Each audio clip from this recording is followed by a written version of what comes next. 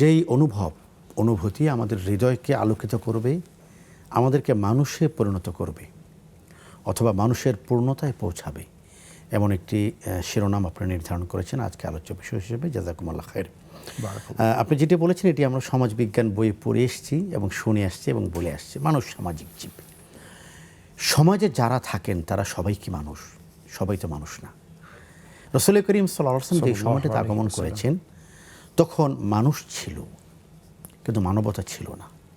মানুষ কাকে বলে? আবু জেহেল, তাকে কি আমরা কেউ মানুষ বলি? উতবা, সাইবা, তাদেরকে কেউ মানুষ বলা হয়? তাদেরকেও মানুষ বলা হয় না। যে কারণে রাসূল করিম সাল্লাল্লাহু আলাইহি ওয়াসাল্লামের মাধ্যমে রব্বুল আলামিন যখন দ্বীনকে পাঠালেন তখন তিনি মানবতার পরিচয় নিশ্চিত করলেন। খায়রুন নাস মান ইয়ানফাউন নাস। সবাইকেই, শুধু চোখ মুখ থাকলেই মানুষ নয়।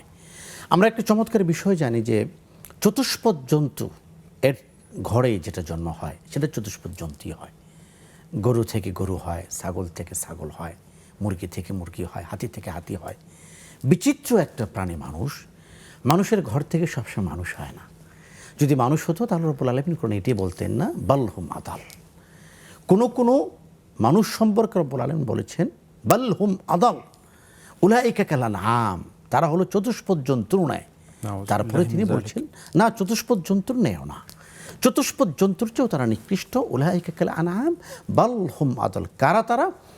কখন একজন মানুষ সত্যিকারের মানুষে পরিণত হবে, কখন একজন মানুষ আশরাফুল মাখলুকাতের মধ্যে শ্রেষ্ঠত্বে পরিপূর্ণ হবে, কখন একজন মানুষ আশরাফ হবে, আতরফ হবে না, কখন একজন মানুষ সে গোটা সমাজের জন্য আদর্শ হবে, সম্মানী হবে, কখন একজন মানুষ নিকৃষ্টতার সমস্ত ছাইপাশ ছড়িয়ে উৎকৃষ্টতার নতুন রূপে আবির্ভূত হবে, এটা কোরআন এবং সুন্নাহ আল্লাহ রাব্বুল আলামিন এবং রাসূল করিম সাল্লাল্লাহু আলাইহি ওয়াসাল্লাম পরিষ্কারভাবে বর্ণনা দিয়েছেন। নবীজি বলেছেন মান খায়রুন নাস মান ইয়ানফাউন নাস, তোমাদের মধ্যে প্রকৃত মানুষ হলো সেই ব্যক্তি যে অপরের কল্যাণে কাজ করে। এবার আপনি এই লাইনটাকে উল্টো করুন, যার মাধ্যমে মানুষের ক্ষতি সাধন হয়, যার মাধ্যমে মানুষের কষ্ট হয়, যার মাধ্যমে সমাজে মানবিকতার যেই যাত্রা সেটি ক্ষতিগ্রস্ত হয়, সে তো আলোকিত মানুষদের কাতারে পড়তে পারেন না। কুরআনুল কারীমে রব্বুল আলামিন এই উম্মার একটি বিশেষ পরিচয় দিয়েছেন। পৃথিবীতে আরও উম্মা এসছে, আরও জাতি এসছে, কিন্তু এই উম্মা কেন শ্রেষ্ঠ? কেন আখির নবীর উম্মত শ্রেষ্ঠ উম্মত, খায়রুল উম্মা কেন? সেখানে রব্বুল আলামিন বলেছেন কুনতুম খায়রা উম্মাতিন উখরিজাত লিন্নাস, তোমরা একমাত্র সেই উম্মাহ উখরিজাত লিন্নাস যাদের উদ্ভব ঘটানো হয়েছে মানুষের কল্যাণের জন্য।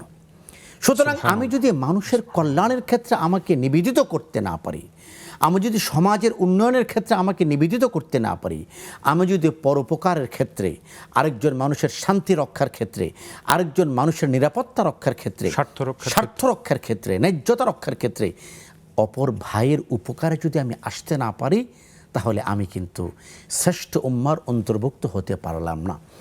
রাসূল করিম সাল্লাল্লাহু আলাইহি ওয়াসাল্লাম আরেক জায়গায় উৎকৃষ্ট মুসলিমের পরিচয় দিয়েছেন। রাসূল বলেছেন তোমাদের মধ্যে আল মুসলিমু মান সালিমাল মুসলিমুনা মিন লিসানিহি ওয়া ইয়াদিহি, সেই ব্যক্তি হলো প্রকৃত মুসলিম যার হাত এবং জবান থেকে অপর মানুষ নিরাপদ। আমার মুখের আক্রমণ থেকে যদি অন্য কেউ নিরাপদ না হয়, আমার হাতের অনিষ্ট থেকে যদি অন্য মানুষ নিরাপদ না হয়, তাহলে আমি মুসলিমদের, প্রকৃত মুসলিমদের অন্তর্ভুক্ত হব না। আমি আপনাকে একটু নিতে চাই আজ থেকে ১৫০০ বছর আগে, যখন রাসূল করিম সাল্লাল্লাহু আলাইহি ওয়াসাল্লাম হেরা গুহার সে আলোক গুহাতে আল্লাহ রাব্বুল আলামিনের পক্ষ থেকে ওই সে দুটি নাজিল হলো। প্রথম দুটি বিসমিল্লাহির রহমানির রহিম ইকরা বিসমি রাব্বিকাল্লাযী খালাক, সেখান থেকে 5 আয়াত। দ্বিতীয় দুটি ইয়া আইয়ুহাল মুযাম্মিল ইয়া আইয়ুহাল মুদ্দাসসির কুম ফাআনজির, সেখান থেকে 8 আয়াত পর্যন্ত রাসূলুল্লাহ সাল্লাল্লাহু আলাইহি ওয়াসাল্লাম তিনি প্রকম্পিত হলেন। তিনি দেখলেন কেউ তাকে ডাকছেন, ডানে তাকালেন কেউ নেই, বায়ে তাকালেন কেউ নেই, সামনে পেছনে তাকালেন কেউ নেই। আকাশের দিকে তাকিয়ে দেখেন জিব্রাইলের 650 অথবা 600 ডানা মেলে তিনি দাঁড়িয়ে আছেন।